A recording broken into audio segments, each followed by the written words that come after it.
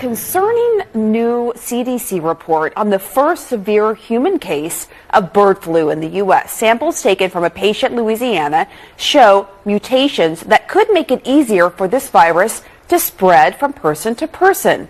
Now, right now, there's no evidence it's been passed along to anyone else, and the CDC says risk to the public remains low. But experts warn a single mutation like this could potentially lead to another pandemic.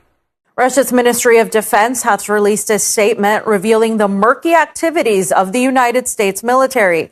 The ministry says that Washington's Office of Pandemic Preparedness and Response Policy searches for virus mutations to then use them to further its own interests.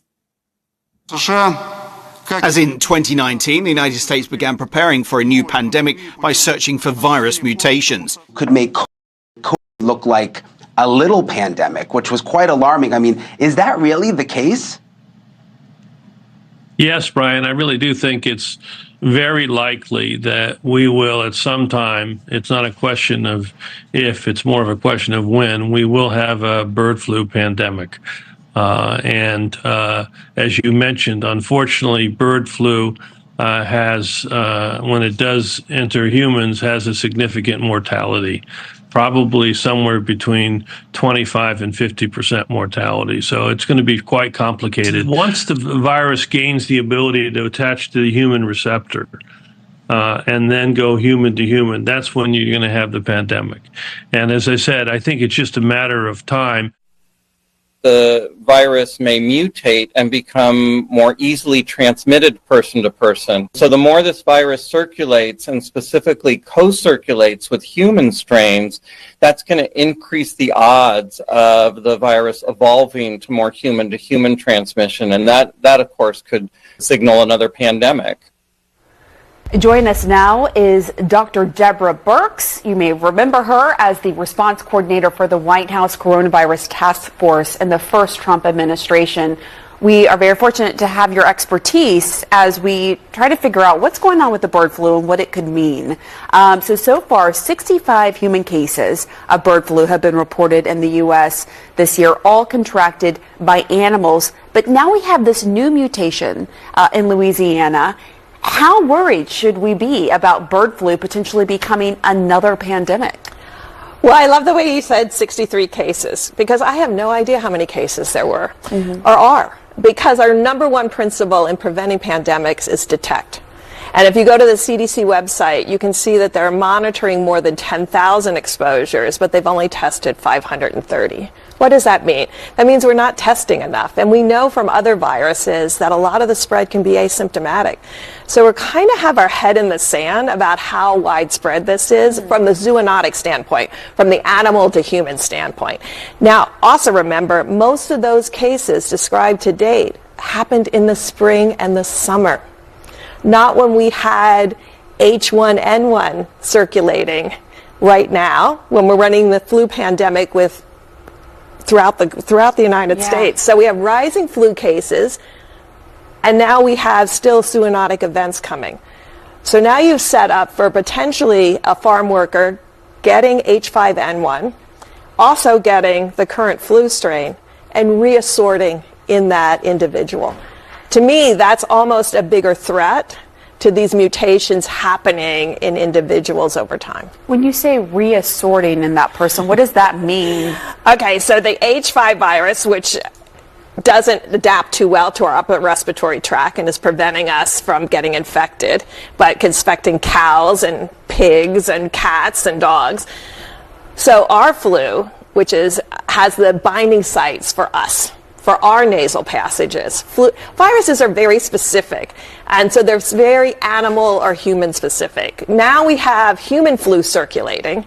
At the same time, we have this zoonotic flu circulating. We do not exclude the use by the United States of these so-called defensive technologies for offensive purposes, as well as for the purpose of global management by creating crisis situations of a biological nature. According to the ministry, Washington has been amassing various pathogens from its direct involvement agreement with various biolabs around the world, which they say are for research and preventative measures, but Russia's defense ministry is not buying that. And they point out that whenever the Pentagon, for example, is interested in any pathogens, be it or avian influenza or the African swine flu, they later somehow end up becoming pandemic. And who stands to benefit from this? As we've seen time and time again, it's American pharmaceutical companies. And they point out, their findings point out that, for example, that there is a possible collusion between Big Pharma and USAID via an intermediary company called EcoHealth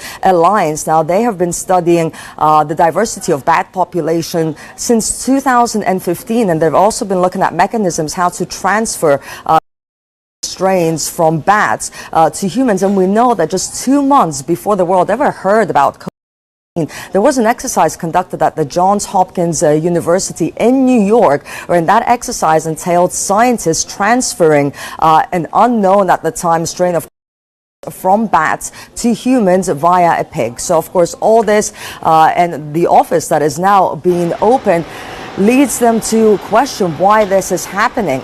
And of course, they also point out that the U.S. government, for example, in May this year said that there's no longer a public health emergency when it comes to Joe Biden himself. Last September said that the pandemic is over, yet this July they are opening this Office of Pandemic Preparedness and Response Policy, which is led by a man who's a military combat surgeon and retired Air Force Major General. Why? In addition to this, documents that have been uncovered during Russia's special military operation in Ukraine point to the fact that there is a center called the U.S. Army Medical Research Institute of Infectious Diseases actually plays a crucial role in all this, and they're the ones who are collecting all these dangerous pathogens from around the world in these biolabs, including one in Ukraine. The U.S. Army Medical Research Institute for Infectious Diseases has been involved in U.S. biological programs in Ukraine. Thus, representatives of the institute actively led projects codenamed UP1 and UP8. As part of these projects, the possibility of using arthropods to spread Rickettsia, tick-borne encephalitis virus, as well as causative agents of Crimean Congo hemorrhagic fever and auto-hunter viruses was studied.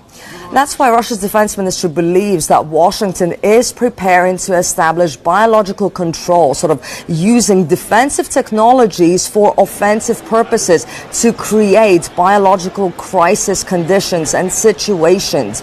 And also there's added concern about the people involved in all this. For example, Dr. Anthony Fauci, America's leading doctor, who was the head of the National Institute of Allergy and Infectious Diseases. He has reportedly made a lot of money from this pandemic, and he's also the one who was adamant that when it comes to it came about naturally.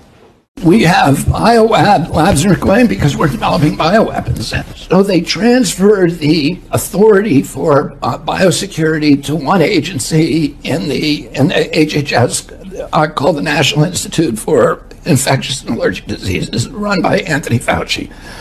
So Anthony Fauci got all the responsibility for bioweapons development. He got at that time a 68% raise from the Pentagon. 300 scientists wrote President Obama and said, you've got to shut down Anthony Fauci because he's going to create a microbe that will cause a global pandemic. And so Obama signed a moratorium that shut down the 18 worst of Anthony Fauci's experiments. And instead of obeying that law, Anthony Fauci shifted a lot of his operations offshore. And those operations ended up, most of them in the lab, which is a military lab, and that the Chinese run, the People's Liberation Army. And then a lot of them went to the Ukraine. There will be those, of course, who will say that these are just all theories or Russian propaganda, but we are talking about specific examples, specific organizations, and let's not forget that Washington has itself admitted that it does have biolabs, including in Ukraine. And again, let's not forget just how terrified they were at one point in case their research there falls into the wrong hands, and how catastrophic that may be if it falls into Russian hands. So what that research there was all about, perhaps this is what we're talking about.